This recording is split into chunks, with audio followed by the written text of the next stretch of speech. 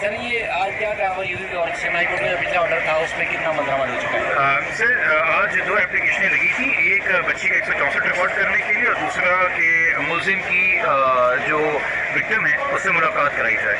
ये दोनों application file हुई हैं अपेलेट फोरम के ऊपर, जो कि ओरिजिनली ये दरख्वास्त जब ट्रायल कोर्ट में फाइल हुई थी तो वहाँ से खारिज हो गई थी, रिजेक्ट कर दी गई थी। उस पर आज हमने वकालतनामे जमा कराए हैं, हमें आज कॉपीज़ मिली हैं। कोर्ट ने इसमें 7वें मेंबर जो है वो अगली डेट दी है, उस दिन इसके ऊपर जरा होगी। फ़िलहाल जो एक लास्ट ऑर्डर 482 नंबर एप्लीकेशन में था जो एमएलओ के हवाले से थी, जिसमें साइकोलॉजिकल एनालिसिस बच्ची का एक साइकियाट्रिस्ट और एक साइकोलॉजिस्ट से करना था, जिनका कितने लोग करेंगे ये हाई कोर्ट ने तरतीब दी थी।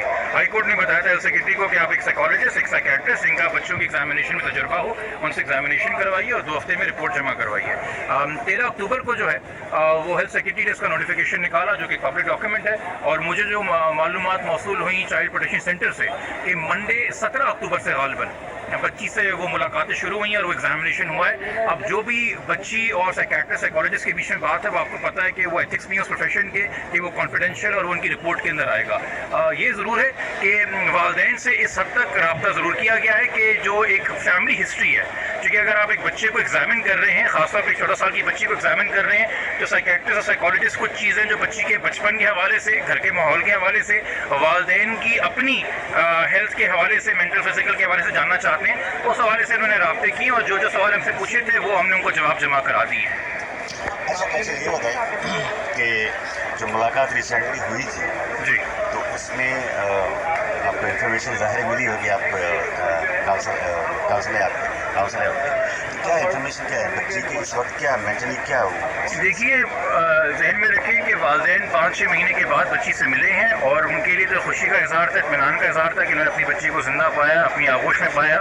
मगर जहाँ तक कि बार बार मेंटल और फिजिकल हेल्थ के हवाले से है, ना साइमा काज़मी साहिबा ना मेहदी काज़मी साहब, ये दोनों मेडिकल प्रोफेशनल्स नहीं हैं। मैं यही रिक्वेस्ट बहुत हमली हमारे जजेस से भी करता हूँ कि आला अदलिया भी मेंटल और फिजिकल हेल्थ प्रोफेशनल्स नहीं हैं, हम बतौर वकील भी नहीं हैं। अगर इस मामले में हमने डॉक्टर से राय सीख की है और देखेंगे फेयर बात है, कल को रिपोर्ट में हो सकता है कोई ऐसी चीज़ आए जो वालिदैन का जो इंटरेस्ट है, जो कम से कम हमने केस पुटअप किया उसके इसमें फ़ायदे में ना हो, या हो सकता है हमारे फ़ायदे में। मेन चीज़ जिस चीज़ के लिए हमने ये मेडिकल ऑर्डर किया है वो बच्ची का वेलफेयर है।